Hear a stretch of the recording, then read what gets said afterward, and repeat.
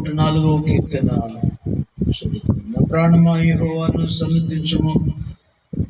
యెహోవా నా దేవా, నీవు అధిక ఘనత వహించిన వాడవు. నీవు మహత్యమును ప్రభావమును ధరించి ఉన్నావు. వస్త్రము వలె వెలుగును నీవు కప్పుకొని ఉన్నావు. తెరను పరిచినట్టు ఆకాశ విశాలమును నీవు పరిచి ఉన్నావు. జలములలో ఆయన తన గదులను దూలములు వేసి ఉన్నాడు. మేఘములను తనకు వాహనముగా చేసుకొని గాలి రెక్కల మీద గమనము చేయుచున్నాడు. వాయువులను తనకు దూతలుగాను అగ్ని జ్వాలలను తనకు పరిచారకులుగాను ఆయన చేసుకొని ఉన్నాడు. భూమి అన్నిటికీ కదలకున్నట్లు ఆయన దాన్ని పునాదుల మీద స్థిరపరిచింది. దాని మీద అగాధ జలములను నీవు వస్త్రము వలె కప్పితివి. కొండలకు పైగా నీళ్లు నిలిచింది. నీవు గద్దింపుగానే అవి పారిపోయాయి. నీ ఉరుము శబ్దము విని అవి త్వరగా పారిపోయాయి. నీవు వాటికి నియమించిన చోటుకి పోవుటకై అవి పర్వతము లెక్కును పల్లములకు దిగెను.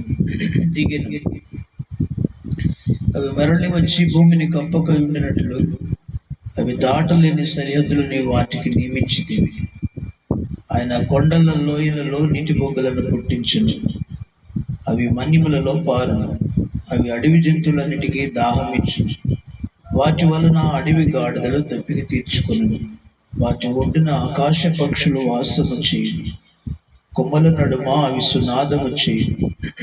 తన గదులలో నుండి ఆయన కొండలకు జలధారలనిచ్చును. నీ క్రియల ఫలము చేత భూమి తృప్తి పొందుచున్నది. పశువులకు గడ్డిని, నరులకు ఉపయోగమునకు కూర మొక్కలను ఆయన మొలిపించుతున్నాడు. మూలమున భూమి నుండి ఆహారమును, నరుల హృదయం సంతోషపెట్టు ద్రాక్షారసము, వారి మగములకు మెరుగునిచ్చు తైలమును, నరుల హృదయమును బలపరచు ఆహారమును ఆయన పుట్టించుతున్నాడు. యెహోవా వృక్షములు తృప్తి పొందుచున్నవి. ఆయన నాటిన లెబనోను దేవదారు వృక్షములు తృప్తి పొందుచున్నవి. అచ్చట పక్షులు తమ గూళ్ళను కట్టుకొనును. అచ్చట సరళ వృక్షముల పైన కొంగలు నివాసము చేయుచున్నవి. గొప్ప కొండలు కొండ మేకలకు ఉనికి పుట్టు, కుందేళ్లకు బండలు ఆశ్రయిస్తాను. ఋతువులను తెలుపుటకు ఆయన చంద్రుని నియమించను. సూర్యునికి తన అస్తమయ కాలము తెలియను. నీవు చీకటి కలుగు చేయగా రాత్రి ఎగుచున్నది.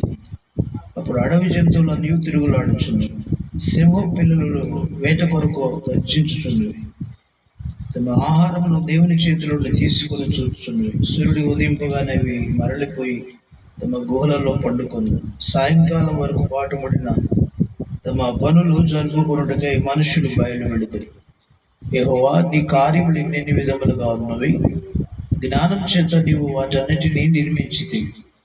నీవు కలుగు చేసిన వాటితో భూమి నిండి ఉన్నది. ఇదిగో విశాలమైన మహాసముద్రం, అందులో లెక్కింపలేని జలచరములు, దానిలో చిన్నవి పెద్దవి జీవరాశులు ఉన్నవి. అందులో ఓడలు నడుచుచున్నవి. దానిలో ఆటలాడుటకు నీవు నిర్మించిన మకరములున్నవి. తగిన కాలమున నీవు వాటికి ఆహారం ఇచ్చేదవు. ఇవన్నీ నీ దయ కొరకు కనిపెట్టుచున్నవి. నీవు వాటికి పెట్టినది అవి కూర్చుకొను. నీవు గుప్పిలు విప్పగా అవి మంచి వాటిని తిని తృప్తిపరచబడును. నీవు ముఖము మరుగు చేసుకొనగా అవి కలతపడు. నీవు వాటి ఊపిరి తీసివేసినప్పుడు అవి ప్రాణములు విడిచి మట్టిపాలగును.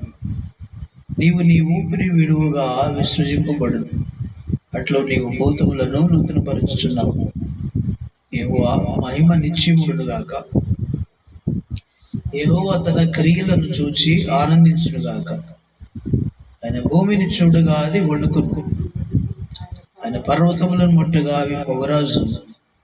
నా జీవితకాలమంతా నేను యెహోవాకు కీర్తనలు పాడేదను.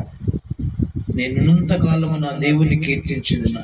ఆయన గూర్చి నా ధ్యానము ఆయనకి ఇంపుగా ఉండునుగాక. నేను యెహోవా యందు సంతోషించేదను. పాపులు భూమి మీద నుండి లయమగుదురుగాక. భక్తిహీనులు ఇక నుండకపోదురుగాక. నా ప్రాణమా యెహోవాను సన్నుతించుము. యెహోవాను స్తుతించుడి. దేవుడి వాక్య భాగం మన వెనుకల్లో దీవించును గాక. ఆమేన్.